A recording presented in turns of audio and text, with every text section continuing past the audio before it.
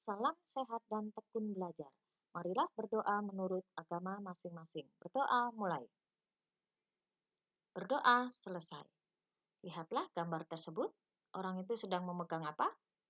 Ya, tanah. Bagaimana terjadinya tanah? Akan kita pelajari dalam proses pembentukan tanah dengan kompetensi dasar menghubungkan sifat fisika dan kimia tanah, organisme yang hidup dalam tanah, dengan pentingnya tanah untuk keberlanjutan kehidupan. Nah, tujuan pembelajaran kita hari ini adalah pertama, menganalisis proses pembentukan tanah dan faktor-faktor yang memengaruhinya. Yang kedua, mengidentifikasi komponen penyusun tanah. Yang ketiga, menjelaskan keterkaitan peran makhluk hidup terhadap ketersediaan mineral dalam tanah. Yang keempat, memprediksi faktor-faktor alam yang menyebabkan hilangnya nutrisi dalam tanah. Yang kelima, mengidentifikasi upaya pencegahan hilangnya nutrisi dalam tanah. Nah, bagaimana terbentuknya tanah? Seperti pada bagan tersebut. Ya.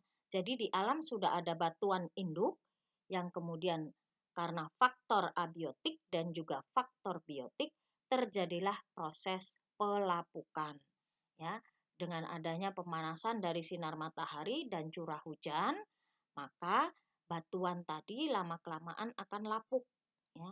Lalu ada angin dan cuaca yang kemudian menghasilkan curah hujan ya, yang berbeda-beda setiap hari. Kemudian aktivitas air di permukaan batuan itu sendiri akan menimbulkan retakan pada batuan. Nah, kemudian retakan itu ya lama-kelamaan akan besar, maka batunya terpecah-pecah ya menjadi bagian-bagian yang lebih kecil. Nah, karena aktivitas mikroorganisme atau mikroba atau jasad renik juga, akhirnya batuan yang pecah tadi dapat lebih cepat lagi terjadi proses pelapukan. Nah, setelah terjadi proses pelapukan, maka tumbuhlah tanaman yang akar-akarnya itu membantu terbentuknya batuan yang lebih kecil lagi. Ya, lalu dibantu juga aktivitas cacing tanah. Ya. Nah, terbentuklah butiran-butiran tanah yang lebih kecil.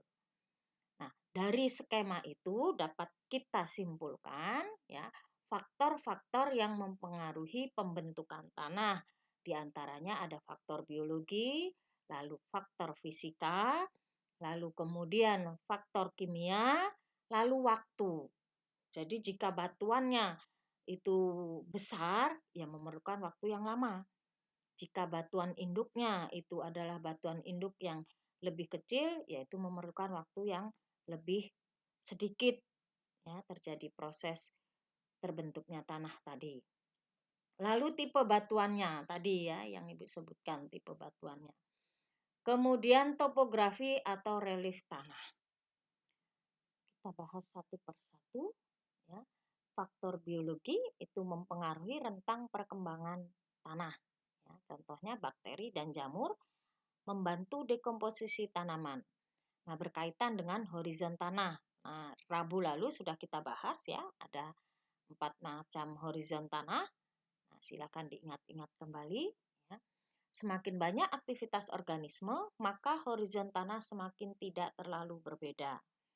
Tutupan vegetasi mempengaruhi sifat humus tanah. Biasanya semakin banyak tutupannya, maka humusnya juga akan semakin tebal. Ya. Akar tanaman dapat mengikat partikel tanah dan membantu dalam proses kompresi tanah, meliputi vegetasi, mikroba, dan hewan. Nah, kemudian faktor berikutnya adalah zat kimia, itu melibatkan perubahan komposisi kimia dari mineral batuan. Sedangkan faktor fisika, itu ada udara, air hujan, sinar matahari, atau salju bagi wilayah yang memang bersalju. Ya. Nah, suhu berpengaruh terhadap proses pelapukan bahan induk. Suhu tinggi, maka proses pelapukan lebih cepat. Nah, curah hujan berpengaruh terhadap kekuatan erosi dan pencucian tanah. Sebenarnya saling berkaitan ya antara curah hujan dengan suhu tinggi. Karena biasanya kalau suhu tinggi ya curah hujannya rendah. Dan sebaliknya kalau curah hujannya tinggi, maka suhunya biasanya rendah. Lalu kemudian relief atau topografi adalah perbedaan tinggi, bentuk, atau kemiringan lereng suatu wilayah dengan kondisi yang relatif dinamis. Kondisi relief dinamis itu akan berdampak ya pada ketebalan profil tanah, lalu topografi miring, lapisan tanahnya biasanya akan lebih tipis karena ada erosi. Topografi datar, lapisan tanahnya tebal karena ada sedimentasi. Sedimentasi itu pengendapan ya, istilah lainnya. Sistem drainase atau pengairan, kemudian kondisi yang jelek akan menyebabkan tanah menjadi masam. Nah, bahan induk tadi ya atau batuan induknya itu parental material itu terdiri atas batuan. Hasilnya tanah mineral. Kemudian kalau itu banyak bahan organiknya, itu berasal dari campuran dengan bahan mineral, hasilnya tanah organik. Nah, kalian masih ingat kan komponen penyusun tanah ya dari pelajaran Rabu lalu? Ada berupa udara itu 25%, air 25%, lalu partikel mineral itu 45%, dan bahan organik 5%. Nah, ini tetapi pada beberapa jenis tanah yang juga sudah kita bahas Rabu lalu, tanah pasir, tanah lempung, tanah liat, ini bisa tidak sama ya komponen penyusun persen komponen penyusunnya. Tapi bahwa terdiri atas bagian-bagian itu iya ya. Nah, kenapa? Karena kemampuan tanah menyimpan air itu juga dapat dijadikan sebagai indikator kemampuan tanah menyimpan nutrisi dalam tanah.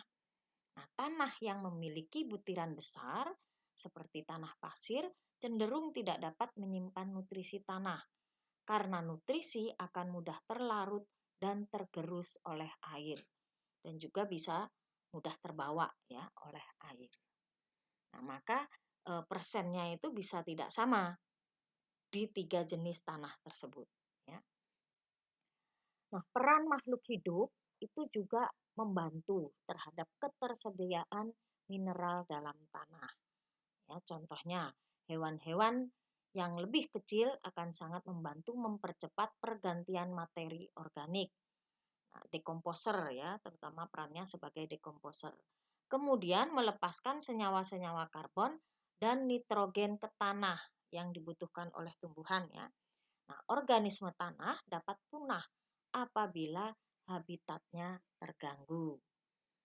Nah, faktor-faktor alam yang menyebabkan hilangnya nutrisi dalam tanah itu adalah diantaranya ya kondisi tanah yang terlalu kering atau terlalu basah dan terlalu padat akan menyebabkan organisme tanah punah.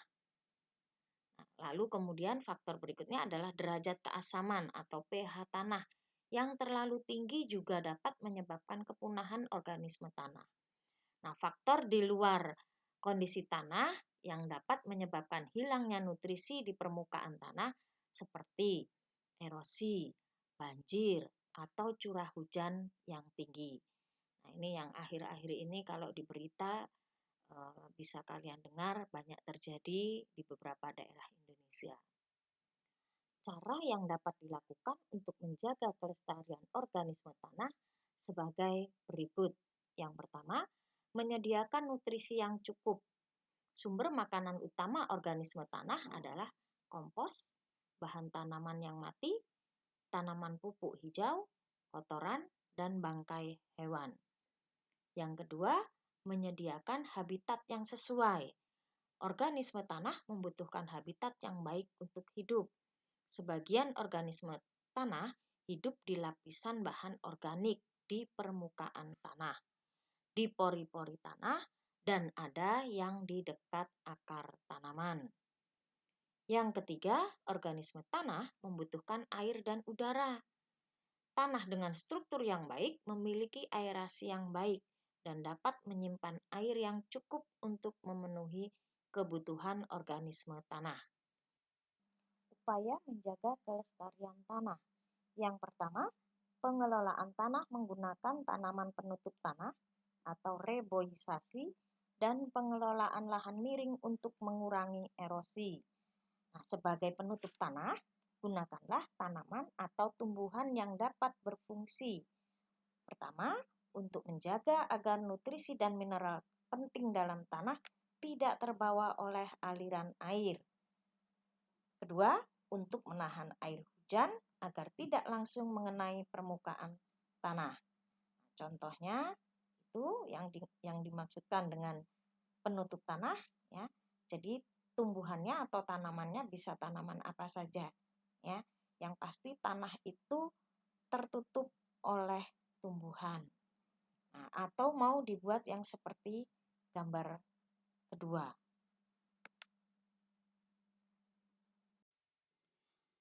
Yang kedua adalah pengolahan tanah dengan meminimalkan penggunaan bahan kimia. Nah, contohnya saja untuk pupuk.